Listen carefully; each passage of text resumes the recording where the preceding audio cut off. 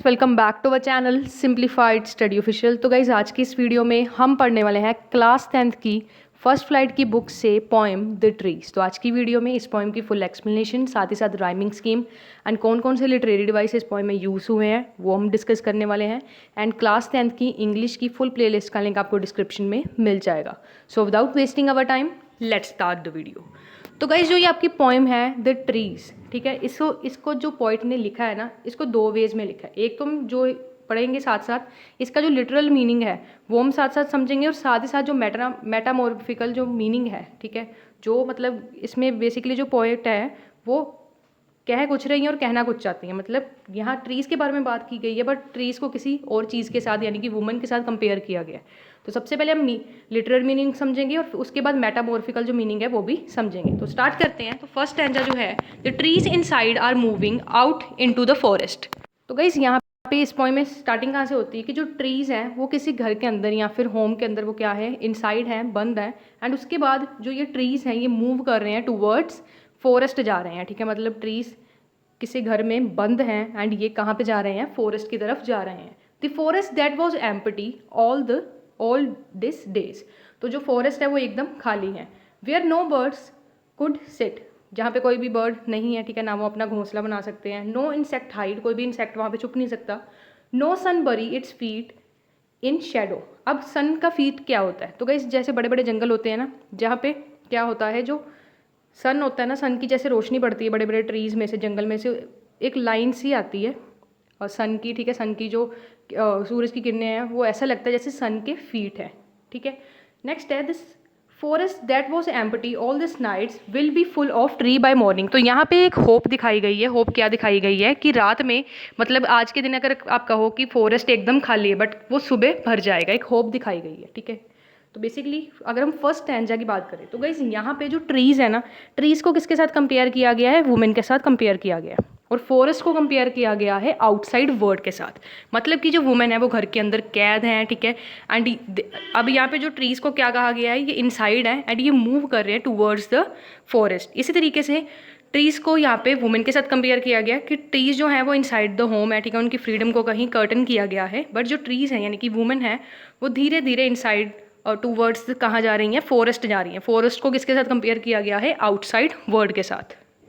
अब जो जो ये आपकी पोएम है द ट्रीज, इसमें जो पोइट है वो किस पे कमेंट्री कर रही है, वुमेन्स की मूवमेंट बेसिकली इस पोएम में दिखाई गई है, ठीक है। उसके बाद है the forest that was empty all this day. अब जो फॉरेस्ट है वो क्या है, खाली है एकदम। तो गाइस फर्स्ट स्टैंजा में यही बताया गया है कि जो वुमेन है वो घर के अंदर कैद हैं, वो भी आउटसाइड टुवर्ड्स द वर्ल्ड, मतलब कह सकते हो बाहर की दुनिया में जाना चाह रही हैं, अपनी फ्रीडम को एंजॉय करना चाहती हैं, और साथ ही साथ ताकि वो अपनी वॉइस उठा सके, कंट्रीब्यूशन जो है इकोनॉमी को वो प्रोवाइड कर सके, ठीक है। तो गाइस अब यहाँ पे देख सकते हो, नो सन बरी इट्स फीट इन शेडो। तो गाइस इस लाइन में जो सन वाली आपकी लाइन है, इसमें सन के जो फीट हैं, सन के फीट को कंपेयर किया गया, ठीक है। मतलब सन को कह सकते हो ह्यूमन जैसा जो भी है फीचर प्रोवाइड किए गए। मतलब ये सन के तो फीट होते नहीं हैं, ठीक है, सूरज के पैर तो नहीं होते हैं। तो यहाँ पे पर्सोनिफिकेशन जो है वो यूज़ किया गया, ठीक है। इंपॉर्टेंट यहाँ पे अगर आपसे पूछ लेते हैं लिटरेरी डिवाइस, तो इस केस में सन को फीट के साथ कंपेयर किया गया। मतलब कह सकते हो सन को ह्यूमन लाइक फीचर यहाँ पे दिए गए हैं, तो इसको हम कौन सा लिटरेरी डिवाइस कहते हैं, पर्सोनिफिकेशन। उसके बाद एक और आपका यहाँ पे लिटरेरी डिवाइस बनता है।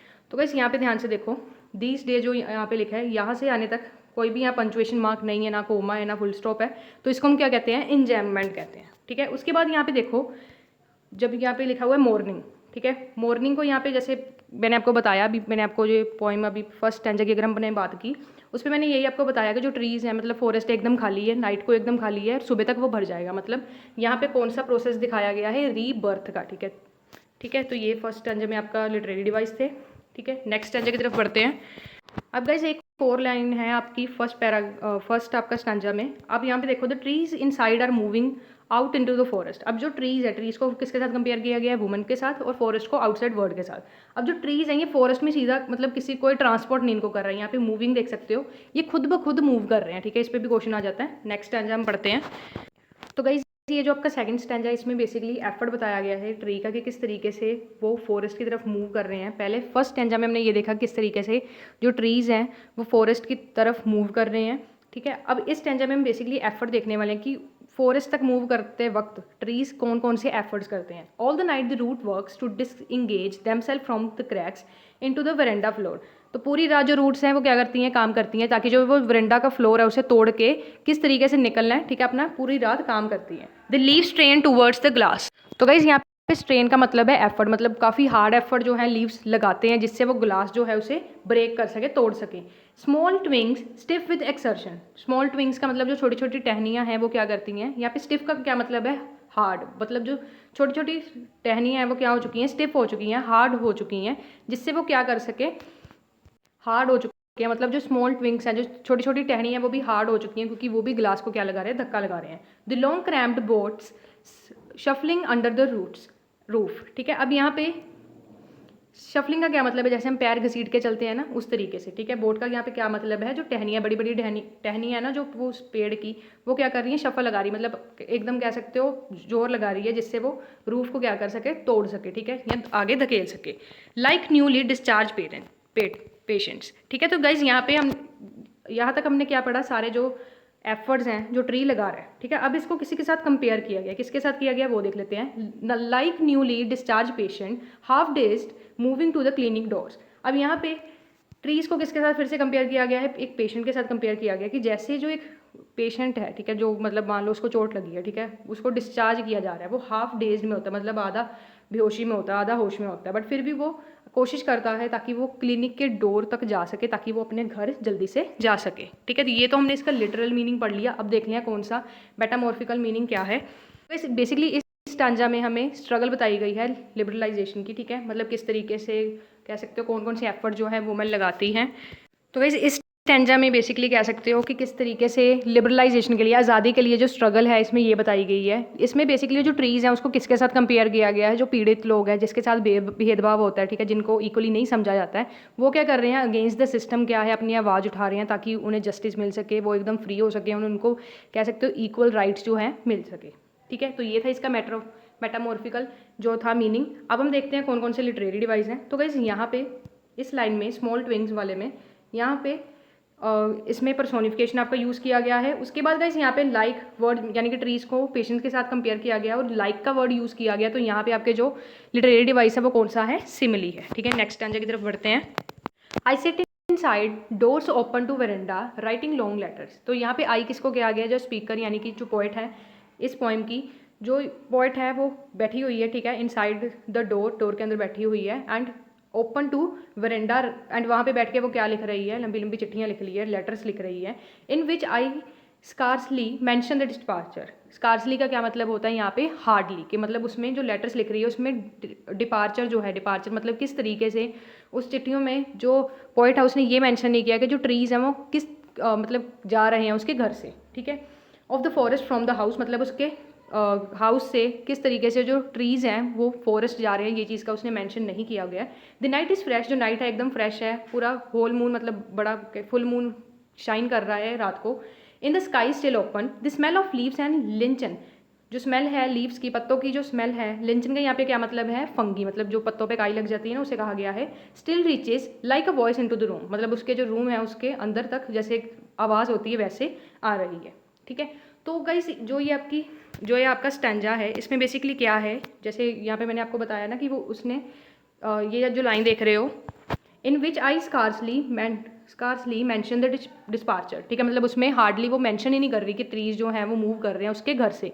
इसका क्या मतलब है, जो स्पीकर है वो अफ्रेड है, ठीक है, वो या फिर वो अनविलिंग है, वो नहीं चाहती, जो भी चेंजेस हो रहा है उसको वो एक्सेप्ट क्या कह सकते हो, नहीं करना चाह रही कि जो ट्रीज़ है उसके घर से जा रहे हैं। ठीक है, तो इसमें बेसिकली अगर हम मेटामॉर्फिकल चीज़ देखें, इसमें बेसिकली क्या है, जो इसमें जो ये आपका स्टैंजा है इसमें कमेंट्री किस पे की गई है, ह्यूमन की कंडीशन पे। अब जो ह्यूमन की कंडीशन है, अब देखो जैसे जैसे हमारी एज बढ़ती है हम न्यू न्यू चीज़ें सीखते हैं, ठीक है, हमें न्यू न्यू फीचर्स हमें ऐड होते हैं, बट जो ह्यूमन का नेचर क्या है वो एक तुम कह सकते हो चेंजेस हमें आते हैं बट हम रेसिस्ट रहते हैं चेंजेस को। ठीक है, मतलब हम अपने कंफर्ट जोन से जो है वो बाहर नहीं आना चाहते हैं। ठीक है, तो मतलब चेंजेस को एक्सेप्ट करने में क्या लगता है, बहुत ज़्यादा टाइम लगता है, या फिर ह्यूमन जो है उसे एक्सेप्ट ईजिली नहीं करता। ठीक है, उसके बाद गाइस आपका लास्ट स्टैंजा।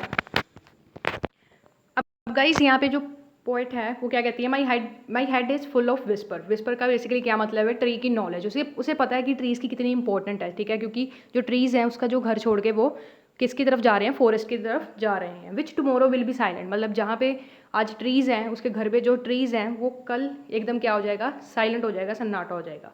उसके बाद है लिसन। अब यहाँ पे जो पॉइंट है वो हमारी अटेंशन जाती है कि जो ग्लास है, ग्लास इज़ ब्रेकिंग, जो ग्लास है वो टूट रहा है। ठीक है, क्यों टूट रहा है, क्योंकि जो ट्रीज़ हैं वो फॉरेस्ट की तरफ जा रहे हैं। The trees are stumbling forward. Stumbling का क्या मतलब है यहाँ पे, धकेलना। ठीक है, वो क्या कर रहे हैं, जो ट्रीज़ हैं वो एकदम कह सकते हो टकराते हुए एकदम बाहर जा रहे हैं। ठीक है, into the night winds rush to meet them. जो विंड्स हैं मतलब जो हवाएं हैं वो भी ट्रीज़ के साथ क्या जाती हैं, मिलना चाहती हैं। The moon is broken like a mirror. अब जो मून है वो टूट गया है लाइक अ मिरर। अब आप सोचोगे जो मून है वो कैसे टूट सकता है मिरर के साथ।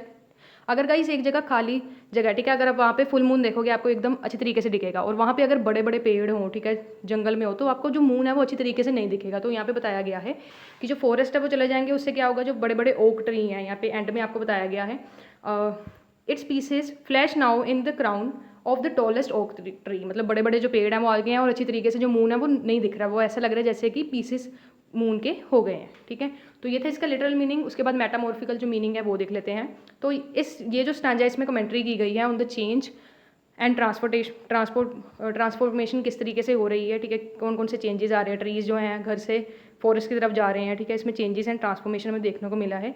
इसमें कहीं ना कहीं जो पॉइंट है वो ये बताना चाहती है कि जो ओल्ड वे थिंकिंग है, जो पुरानी सोच है हमारी, ठीक है, वो चेंज हो रही है, न्यू न्यू अपॉर्चुनिटीज़ हमें मिल रही हैं। और देखो अगर हमें कहीं भी अगर हम कोई भी चीज़ करते हैं हमारे पास रिस्क होता है। ठीक है, जैसे फ्यूचर अनसर्टेन है, ठीक है, कुछ भी हो सकता है फ्यूचर में, हमारे पास अपॉर्चुनिटीज़ होती हैं एंड रिस्क को अगर हम बेयर करते हैं तो हमें क्या मिलता है, प्रॉफिट मिलता है एक तरीके की। अगर हम बात करें तो फ्यूचर अनसर्टेन है, हमें न्यू अपॉर्चुनिटीज़ मिलेंगी। ठीक है, जैसे ट्रीज़ को वुमेन के साथ कंपेयर किया गया है, तो अगर वो आउटसाइड द वर्ल्ड जाएंगी तो उन्हें न्यू अपॉर्चुनिटीज़ भी मिलेंगी, बट इसके कुछ नेगेटिव एंड डेंजर इफेक्ट भी हो सकते हैं। ठीक है, एंड बेसिकली जैसे आपको पता है फ्यूचर अनसर्टेन है। ठीक है, तो इसके पॉजिटिव एंड नेगेटिव इम्पैक्ट दोनों हो सकते हैं। ठीक है, तो गाइज ये थी आपकी poem the trees. Hope so video अच्छी लगी होगी। वीडियो अच्छी लगी हो तो प्लीज़ चैनल को सब्सक्राइब कर लो एंड इस वीडियो को लाइक एंड शेयर करना बिल्कुल मत भूलना। Thanks for watching.